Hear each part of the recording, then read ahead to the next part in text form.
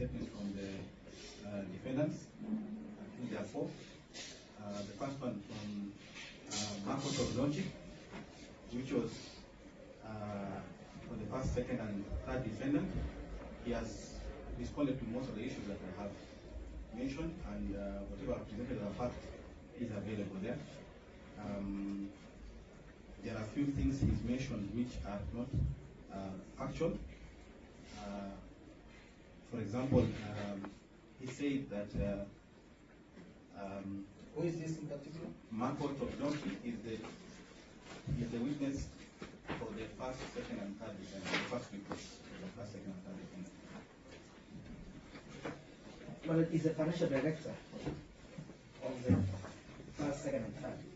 He is the financial director for the second defendant, and also director in the second defendant.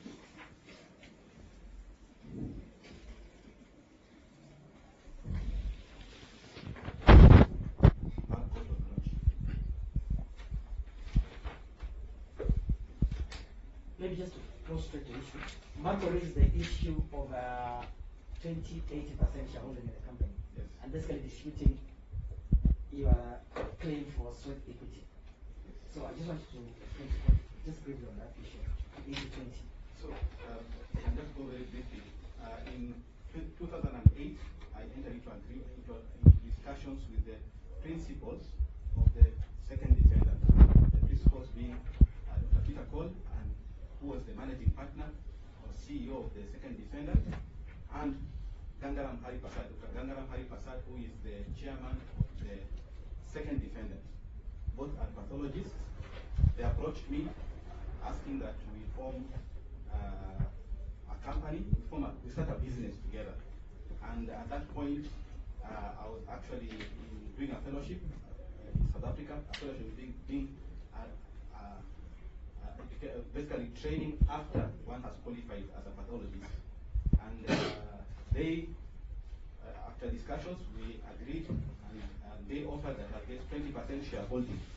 20% shareholding in the business, and they will have 80%. I was a student then, I didn't have a penny to my name, and they said that I will have the 20% shareholding and to use their words for free, which they have actually mentioned even in their own documents. So they said I'll have this 20% shareholding for free in return to basically establishing the business, running the business, growing the business. And that they, on their side, will provide funding, that is the finances. Number one, funding. Number two, they say they'll provide material support. Number three, they say they'll provide management support. And number four, that they'll provide technical support. That was in 2000. Funding, material support, basically supplies from South Africa, technical support, because these are laboratory business, so it requires things like IT and the rest, being technical, and finally management support. Actually, at that point, they said I should not even bother myself with worrying about the accounting and management of the accounts. They will do everything from South Africa. That was in 2008. We proceeded to have discussions, conceptualizing the business, because I already had a blueprint of what I wanted to set up. They asked me how much money I thought I will need for this laboratory, and I told them $2 million at the minimum. That was in November 2008. They gave you that $2 million. That was in November 2008 when discussing. After I explained to them, they About how much? $2 million. $2 million US, which at that time I think was around a rate of around 75 to the dollar. Dr. Kalebi, Yes. minding the time, because we find it. At any point, I mean, at that particular time, Yes. did they ever tell you that your 20% equity or shareholding was going to be a debt on you? Was it going to be a loan on you? No, not at all. Actually, we agreed on that they put in the funding, and I will have the 20%. We registered the company in 2009 February, whereby we structured the company into two. A property company, what we call a PropCo, which is to own the building where we're going to have the laboratory. So this was started in? 2009 February, we registered the company, we incorporated it locally. They had, I had 200 nominal shares, and they had 800 nominal shares in both companies. So there are two companies. That is the fourth and the fifth defendant. At that time in 2009, was there Lancet outside South Africa? Second? Was there Lancet outside South Africa? Yes, so Lancet laboratory in South Africa, at that time, they had already set up, they bought other laboratories in Zambia, if I remember correctly, Zambia, Ghana, Uganda, and a few others. But I was the first, what we call greenfield laboratory that they ever set up. In other words, wherever they expanded outside South Africa, they would go and buy an existing laboratory. But they identified me, having heard about my records, and I told them about my vision, and they said, we'll go with you to set up a laboratory from scratch. So Kenya was the first greenfield project, they said. Kenya is the first and the only so far. So currently they have 13, I think 13 or 14 outside South Africa, but I was the only greenfield at that time with my subsidiaries in South Africa. And at the time also they had set up in Uganda, which I think was set up in 2008. And actually, if I remember correctly, and I've actually put the information here, it is in page 1423 of the bundle of documents, where they told me they will give me the 20%. The genesis of the 20% they told me is because also in Uganda there was another partner that they had who was given 20%. His contribution was supposed to be to bring in the patients, basically patients are the clients, to grow the business. And she came back in April, and she was the first employee. I was the second employee for the company. And when I came in May 2009, at the time the building, which was supposed to set up the laboratory, was still under construction. And between May and October, basically completed the construction, set up the lab, brought equipment, recruited personnel, created my networks in the market, and she set up the lab, and the lab became operational in October 25th. That's when we opened to the October 25th, 2009. That's when we opened to the public with 0 patients, and October 2009. And at that time, I was actually on an employment contract, in addition to being the shareholder, which was 3-year renewable, and I stayed in employment until April 2021, and I left the company. By the time I was leaving the company in 2021, it was the largest laboratory, I can proudly say that, it was the largest laboratory in Kenya and East Africa. So you were with the company until 2021 as an employee. I am still a shareholder in the company currently, but I left employment in April 2021. Just for the record, at the time you were living in April 2021, what was the gross income of the company, money gross income? Actually, we had a record turnover in March 2021, because I left in April, in March 2021, of 254 million for Kenya alone. 254 million was the gross turnover. A month? That month, of March 2021. We have on, But the annual turnover in 2020 was, I think, 1.5 billion, which was the largest in the group out of all the other laboratories which are part of the group. Because you'll be processing at Mr. Raro and Mr. Testifies, just to wrap about the claim. Just quick comments on the statement by Leader Patel, Jason Omega, and Peter Paul. Yes. So the one for Peter Paul, he has raised some points which are not factual. For example, he says that how do I spell those names? So Peter Paul is Peter. Paul is C-O-L-E. Peter Paul. It's in Peter Paul is a witness for the 4th and 5th defendants. Peter Raymond Paul. C-O-L-E. So Donald Kipkorir particularly mentions that I was a student and a tutelage. Actually, at that time, I was already a qualified pathologist. I had already worked as a provincial pathologist in Garissa.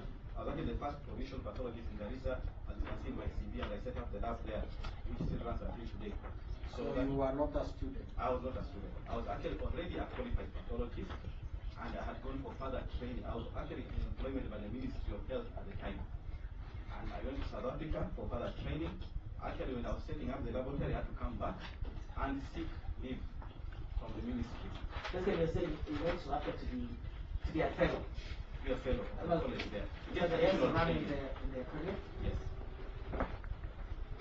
And the other thing about Dr. Kipkorir's statement, he mentions that I received bonuses. Actually, I want to confirm that, and it's there in the submission, that I received bonus in 2014. It shows figures there of two months, I think July and September, but those figures were actually in error. 2014. The figure there for July and September should have been added as one, because my bonus in that year was underpaid. So it was, that is in July, so it was, whatever it was paid in September was part of the one bonus. I want to say that that is the only, yes. That's the code. Sorry, sorry, my brother. So you are saying you are underpaid? No. What I'm saying, he mentioned that I received bonuses. I want to clarify that the bonuses I received, contrary to his records, was the bonus that I received in July 2014 of 1 million, and in September, which was 100 and something million, sorry, 100 and something thousand, those were one bonus. So that's the only bonus I received under the board of directorship. So the 1 million was received when? July of 2014. And there is another additional amount which was paid in September of 400 and something thousand. So it is, those together were one bonus. It was one bonus, not two bonuses. I just wanted to clarify that. I also want to clarify that there's an amount which is shown there for 2011 March, and that amount for 2011 March was actually not a discretionary bonus. That amount was what was paid to all staff as a 13th check when the company stopped the policy of giving 13th check at the end of the year. My Lord, the whole point of stopped giving 13th check. But it's a time for bonus of companies give to employees. Instead of being paid 12 months to give you next month. Yes. So you want us to record you or him? No, never something. Just make it a one piece. Proceed. So my Lord, I just want to clarify that in my of 2 months, I think July and September, but those figures were actually in error. 2014. The figure there for July and September should have been added as one, because my bonus in that year was underpaid. So it was, that is in July, so it was, whatever was paid in September was part of the one bonus. I want to say that that's the only, yes. I'm trying to record. Sorry, my brother. So you are saying you are underpaid? No. What I'm saying, he mentioned that I received bonuses. I want to clarify that the bonuses I received, contrary to his records, was the bonus that I received in July 2014 of 1 million, and in September, which was 400 and something million, so it's 400 and something thousand, those were one bonus. So that is the only bonus I received under the board of directorship. So the 1 million was received when? July of 2014. And There is another additional amount which was paid in September of 400 and something thousand. So it is, those together were one bonus. It was one bonus, not two bonuses. I just wanted to clarify that in my statement, I said I received bonus once under the board of directorship of Dr. Peter Cole and Gangaram Haripasad. I just want to clarify that those two principals were the other directors in the board of directors in addition to myself as managing director. So all decisions pertaining to my remuneration and any claims that I had against to the company had to go through them. In 2019, we had a new board of directors after the third defendant took over as majority shareholder. In 2018, When? 2019 actually. When? Basically 2019 January. When new management? When a new board of directors was installed. So this new board of directors had different directors who are representatives of the first and third defendant, in addition to Dr. Peter Cole.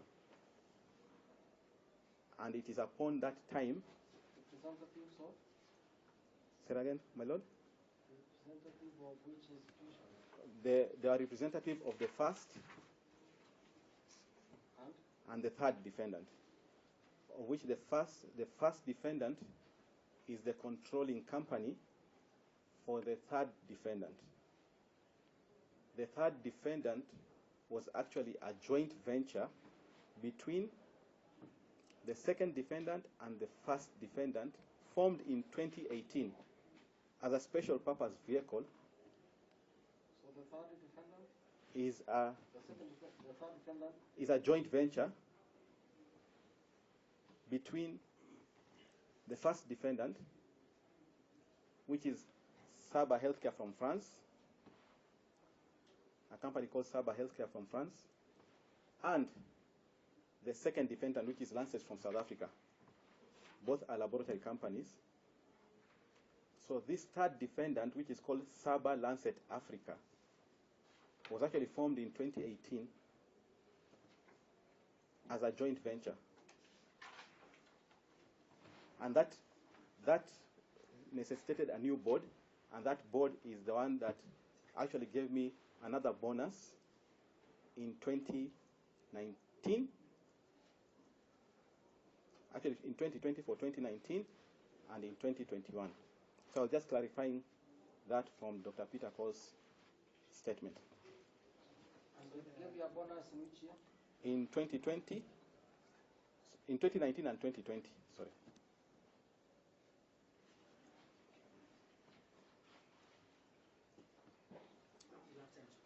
I was just saying, in respect of Vivek Patel. Vivek Patel, yes. So we received two reports from Vivek Patel on behalf of the first, second, and third defendant. The first one, I think I got it around 10th or 11th. It was filed on the 9th of February. So you got two reports? Yes. The first one was on the 9th, was filed on the 9th of February, and it was a valuation report. Valuation report by one Vivek Patel. I just want to clarify, after reading it, Mr. Vivek Patel gave a value of the company as at October 2022, whereas in our So the value of the company as at October 2022, yes, whereas in my plaint I had given valuation of the company, that is of the fourth defendant, as at December 2020. December 2020, based on the audited financial statements of the fourth defendant, as at December 2020. There are two issues I have there. One is that the valuation he gave, you cannot compare with what we had because there are different periods.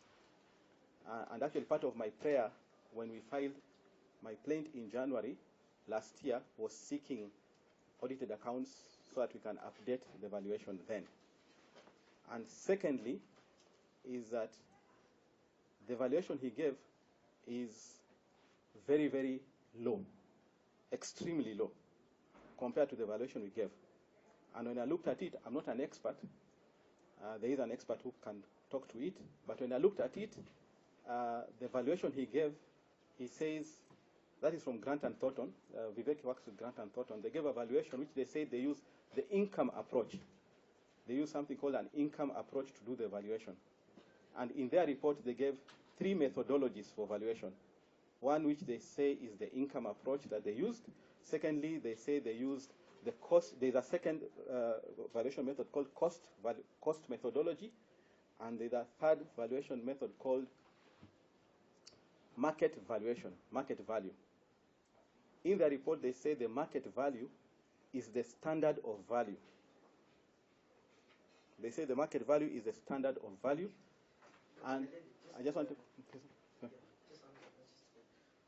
The response to Vivek's Patel, the expert, has been done by our witness, Mr. I just want to clarify that what they say there, that they used the market value, they say they used it because there was no precedent transaction.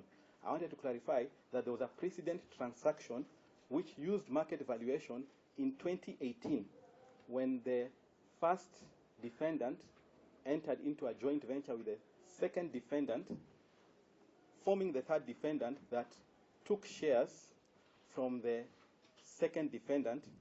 And at that time, there was a valuation which was done, and it was accepted by all the defendants, and it was also registered with the Kenya Revenue Authority.